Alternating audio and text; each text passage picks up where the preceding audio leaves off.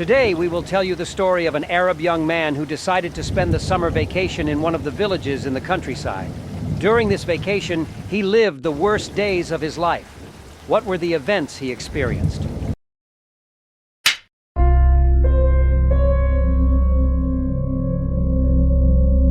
The hero of today's story is Muhammad.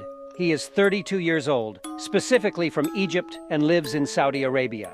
Today's story and the events that you will hear today will be directly through Muhammad.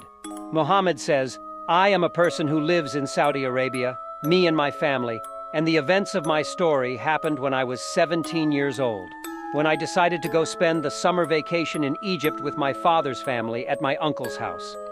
When I went to my uncle's house, they received me with all joy and pleasure, and after a few days I adapted to them and began staying up with them and enjoying the time with them. Every moment of the holiday, my younger uncle's room was completely empty. When we stayed up late, we would sit in it, but we would constantly hear strange sounds in the room opposite, even though the room was empty. Strange things would happen, such as the television stopping suddenly and changing channels for no reason, but when playing the Holy Quran, the strange things stop. One time, I and my cousin were in my younger uncle's room playing with the game console, and after the evening I went to an empty room to spend the night, but my cousin said to me while laughing, "I advise you not to go. It's better for you." At that moment, curiosity took over, so I told him why. He said that there is an old woman sitting inside the room at night, and no one can sleep inside the room because of the bad smell inside it. I said to him with amazement, "Is this old woman a jinn?" He said to me, "No one knows the truth about this woman." The old man called my grandmother, so I asked him to play the Quran in order to evict her from the room.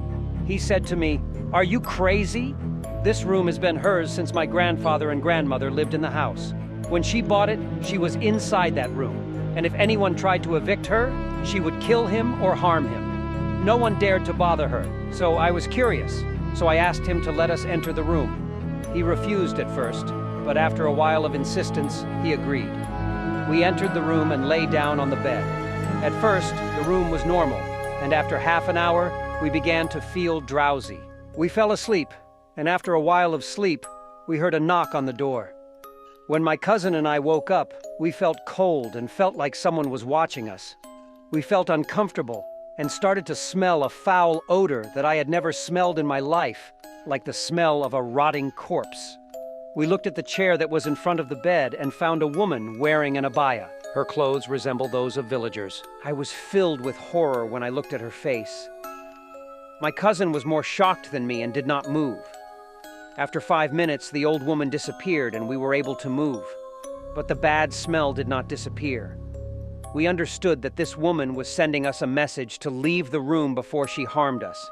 So my cousin and I left the room as quickly as possible and headed to downstairs at my grandmother's, and we were shaking.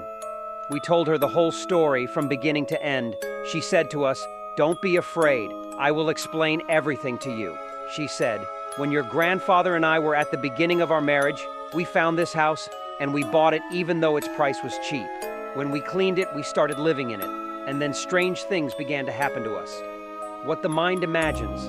When we asked the neighbors, they told us that a doctor and his wife were living inside this house, but the neighbors found the body of a wife inside that room and found that the doctor had escaped from the house.